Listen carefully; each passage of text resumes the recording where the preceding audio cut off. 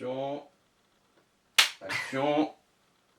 Avant de commencer cette vidéo, je tenais juste à remercier mon ami Julien qui m'a prêté tout son matos et qui m'a aidé à tourner cette vidéo. C'est donc pour ça qu'elle a un résultat un peu plus quali, un peu plus pro que toutes les autres. Pour le remercier, n'hésitez pas à aller le suivre sur son Instagram, je vous le mets juste ici. Ça serait hyper cool. Merci. Bonjour à tous, j'espère que vous allez bien. On se retrouve aujourd'hui pour une nouvelle vidéo dans laquelle je vais vous présenter 5 livres sur le cinéma.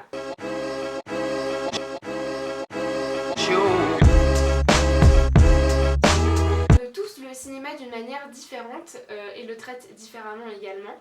Cependant, ils apportent tous quelque chose de différent. Donc il faut savoir que j'ai beaucoup de livres de littérature.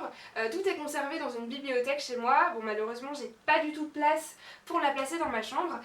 Donc j'ai décidé de conserver 2 petites caisses de livres. Donc dans un premier temps, j'ai mis tous mes livres de littérature. Et évidemment, dans une seconde caisse, il y a les livres dont on va parler aujourd'hui, donc mes livres sur le cinéma. Le premier que je souhaite vous présenter, c'est donc l'Anti-Guide du cinéma, ce que les autres livres ne vous disent pas, écrit par Jean-Sébastien Leroux. Il s'agit donc d'un petit recueil d'anecdotes sur le cinéma. C'est pas forcément sur la réalisation, c'est vraiment sur le domaine du cinéma au sens large. Il est assez fun à lire, il apporte pas mal de culture générale, cependant il n'est pas très profond quoi. Si vous êtes vraiment passionné du cinéma, un passionné pur et dur, concrètement je vous le conseille pas parce que vous n'allez pas trouver votre bonheur, vous n'allez pas avoir une vraie réflexion sur les réalisateurs. Donc il est sympa, il est fun, mais je pense que c'est pas un essentiel dans une collection de livres sur le cinéma. Le second livre que je souhaite vous présenter, c'est donc 101 petits secrets de cinéma qui font les grands films. Alors c'est un recueil de plusieurs petits conseils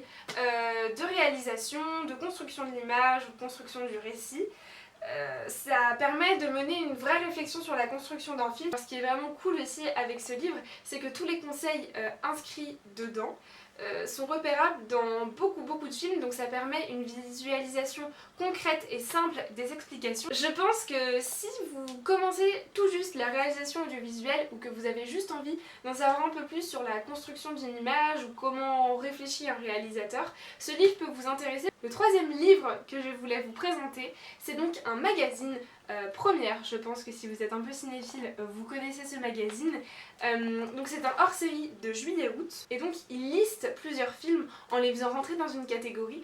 Et franchement c'est top parce que du coup, moi je sais que j'ai un souci à chaque fois que je veux regarder un film, mais sans avoir une idée précise de ce que je veux regarder, c'est que j'ai du mal à me décider sur ce que je vais voir. Je peux rester 25 minutes sur la page d'accueil de Netflix à swipe comme ça tous les films et à pas en trouver un qui me plaît, alors que là concrètement si par exemple je veux regarder un film d'horreur, j'ouvre mon magazine et hop, je me dis c'est celui-là que tu regardes ce soir. Et ce que j'ai trouvé vraiment top dans ce magazine, c'est que certains réalisateurs ont fait eux-mêmes des listes et je trouve ça vraiment très intéressant. Par exemple, je vais prendre ce que j'ai sous les yeux, les séances de la vie de Mathieu Kassovitz, parce que du coup on peut se mettre un petit peu à sa place de spectateur entre guillemets et dire ok d'accord, bah je me laisse une semaine pour regarder tous les films qui ont marqué sa vie. Alors le quatrième livre que je voulais vous présenter, c'est un livre assez pointu et assez compliqué à lire. Il s'agit de Leçons de cinéma, masterclass des plus grands réalisateurs, écrit, j'allais dire réalisé, pas du tout, écrit par Laurent Tirard. Et ce livre est vraiment super intéressant parce que du coup, il y a 39 réalisateurs qui parlent de leur manière de réaliser et de leur rapport au cinéma. Donc les réalisateurs, c'est vraiment hétéroclite, ça va de Almodovar à Scorsese en passant par les frères Cohen. Donc c'est vraiment un panel énorme. Donc ça nous permet de voir la vision différente que tous les réalisateurs ont. C'est aussi grâce à ça qu'on arrive à construire un point de vue différent sur le cinéma, c'est en visionnant un peu de chaque réalisateur et en se mettant un peu à leur place à chaque fois. Et c'est vraiment hyper intéressant, mais c'est vraiment dur à lire. C'est-à-dire que c'est pas un livre qu'on lit au bord de la piscine quoi. Si vous avez vraiment jamais lu de livre sur le cinéma et que vous vous y intéressez juste un petit peu, je pense pas que c'est un livre qui va vous correspondre. Le cinquième et dernier livre que je vais vous présenter de cette vidéo, c'est donc Cultissime, écrit par Guillaume Evin. C'est donc un livre qui répertorie 70 films cultes. Le concept du culte, je suis pas vraiment familière avec ce concept, mais ça c'est une autre question. Donc soit donc il répertorie donc 60 films cultes. Et donc il fait un rapide résumé du film, traite de toute l'histoire de ce film et s'attarde un peu sur la réalisation. Il est visuellement très intéressant et très très beau, il est très travaillé, très construit.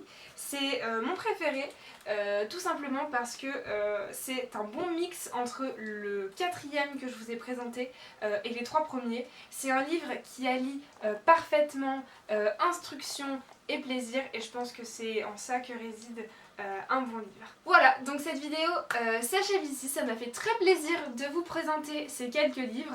Ma collection est assez restreinte, comme vous avez pu le voir. Cependant, je suis certaine qu'elle va s'agrandir dans les mois ou voire même dans les années. On ne sait jamais. Voilà, donc moi je vous retrouve vendredi prochain à 17 h. Bye!